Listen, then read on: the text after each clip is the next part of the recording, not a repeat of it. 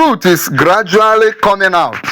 On this Omotosho, the way Omotosho handled Nnamdi Kanu's case, the way he handled that case, the truth is coming out. He is being exposed.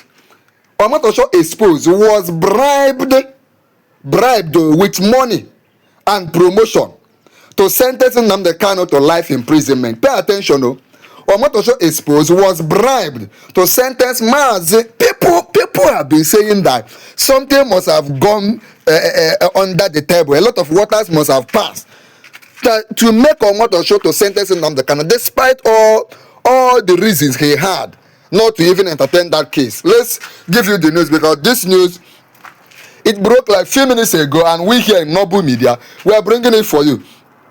IPOB alleges bribery, promotion deal influenced Justice Omotosho's ruling against Mazi Nnamdi Kanu.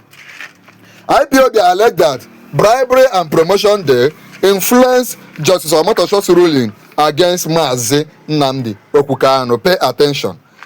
IPOB, the pro-Biafran group, please somebody come under the comment of this video and type Biafra will never die. Somebody type it right now. Type Biafra will never die.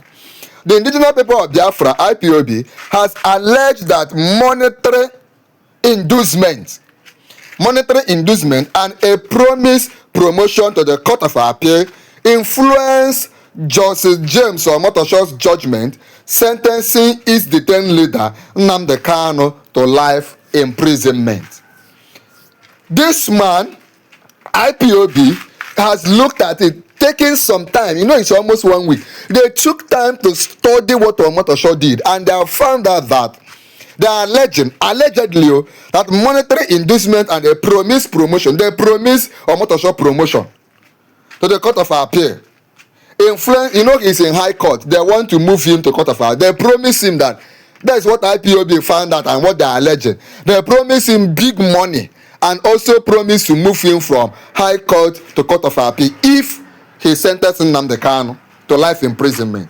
In a statement issued by its spokesperson, Comrade Emma Powerful, IPOB, the group, claimed it received credible information. That is, it received authentic, verifiable information from an unnamed insider. They don't want to mention the person's name, alleging that the Federal High Court judge was swayed by monetary gain and elevation to become a Court of Appeal judge to issue an unjust life sentence ruling against Mazi Nnamdi Kanu. Don't forget, and this is very important, don't forget that just a few weeks ago, just days before Nnamdi Kanu was sentenced, a Boko Haram co-founder of Boko Haram, was sentenced to just 20 years imprisonment, just some years in prison. Somebody that has eliminated, bombed, killed a lot of persons was given 20 years in prison, while Nnamdi Kanu was given life sentence. According to IPOB, the allegations were unsurprising given what it described as the judge's conduct through the trial, claiming that Justice James Omotosho assumed the role of prosecuting judge and displayed bias and a personal vendetta against Mazi Nnamdi Kanu. Don't forget that Omotosho prevented Nnamdi Kanu to present his final written address. It is in that final written address that Nnamdi Kanu could have had the opportunity to address certain accusations against him. Omotosho did not entertain. Nnamdi Kanu challenged the jurisdiction of the Federal High Court to try him. Omotosho did not want to hear that one. Nnamdi Kanu pointed out a lot of things, even his lawyers, Agabi, SAN, pointed out a lot of things, but Omotosho refused, as if he was in a hurry to sentence Nnamdi Kanu. You watching this video, what do you think? Come under the comment of this video and type, nothing must happen to Nnamdi Kanu, nothing must happen to Nnamdi Kanu, nothing must happen to Mazi Nnamdi Kanu. Type it as a comment right now if you believe it. The group also accused senior lawyer Adeboyaga Amowolo, SAN, Senior Advocate of Nigeria, of similarly taking on a prosecutorial posture during the proceeding. Justice James Omotosho, this is the way they said it, and Barrister Amowolo both assumed the role of prosecuting counsels and approached the case personally. The statement read, IPOB alleged that the pair acted under pressure from those in authority to silence Mazi Nnamdi Kanu. Yeah, This is what many people have always suspected, that Omotosho was being pressured by the APC government and by some external powers that want Nigeria to remain one by all means, whether people are dying or not, whether there is employment or not, whether insecurity has taken over some local government or not, whether people can go to their farms or not. They want Nigeria to remain one by all means.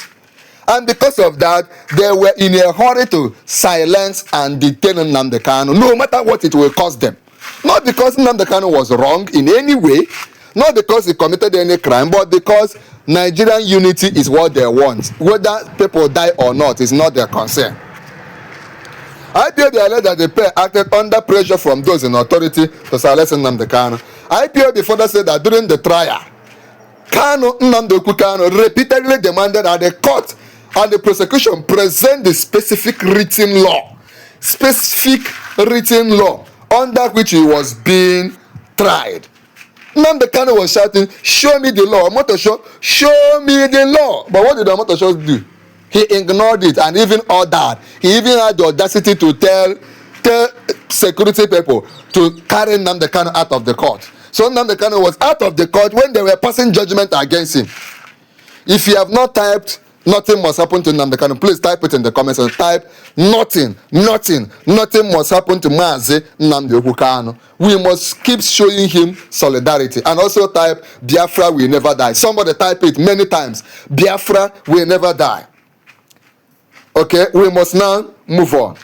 The corrupt judge, this IPOB talking, powerful. The corrupt judge and lawyer never read the written law to the court hearing or to Mazi Nnamdi Kanu. How can you try and sentence a man without a law? The group alleged, insisting that the life sentence was grounded in a nullified law that is foreign to the Nigerian constitution. A law that is foreign, completely alien to the constitution of Nigeria, down there in Nigeria, is what they are using, or they claim to use, to sentence an innocent man.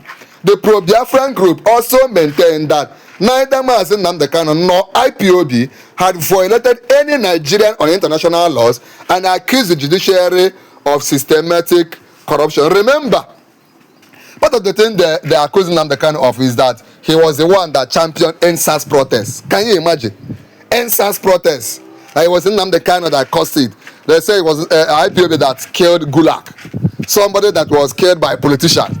Anything that happens in the southeast, before 1 minute, they will say it's Nnamdi Kanu, they will say it's ESN, they will say it's Biafra. From the news we are getting in Nigeria. We must move on. It cited previous judicial elevations, claiming they were used by the government as a reward for rulings against Nnamdi Kanu, including the promotion of judges who overturned the Court of Appeals 2022 decision discharging and acquitting him. Yes, in 2022, Court of Appeal decided and passed a judgment that Nnamdi Kanu was discharged and acquitted.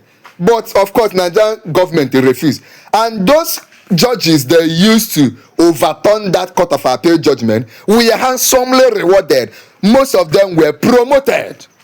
Can you imagine? It is regrettable that the Nigerian judiciary has become so corrupt that abolished and unwritten laws can be applied against a defendant if the judge has received a bribe or a tempting promotion offer, the statement said.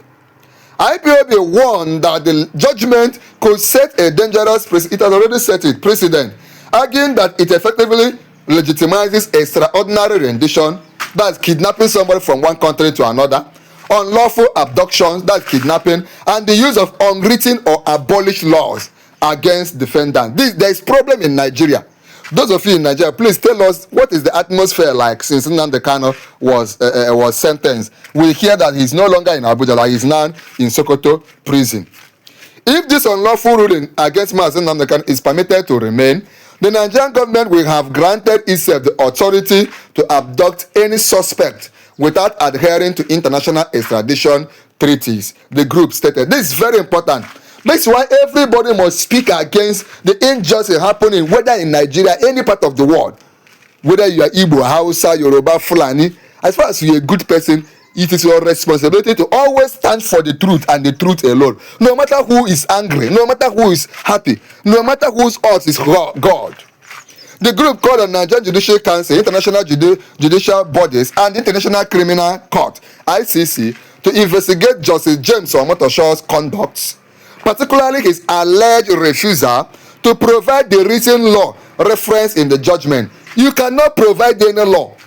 Then why are you sentencing somebody? You cannot show where it is. You cannot say in the Nigerian Constitution, section this, subsection this. Omotosho could not do that. IPOB said it was prepared to present evidence of what it termed the judge's bias. IPOB has evidence. IPOB say it has evidence. They are not just merely talking. They have evidence. Injustice exemplified by James Omotosho in the judiciary is why President Trump labeled Nigeria as a disgraced country. Of course, Donald Trump is interested in what is going on in Nigeria. Some people say that he's going to send his men into Nigeria, and some people say that he gave Nigeria some weeks or months to handle what is going on. But it appears that the more Trump is leaving them, the more the nation is crumbling. Backward ever, forward never. That seems to be the situation in Nigeria. What do you think? Tell us what you think. Like this video, share this video, click on like, click on join, and most importantly, go over to our channel. There are many other videos on Nnamdi Kanu that we have done. There are many other videos on Nnamdi Kanu. Go over to our channel right now and see them.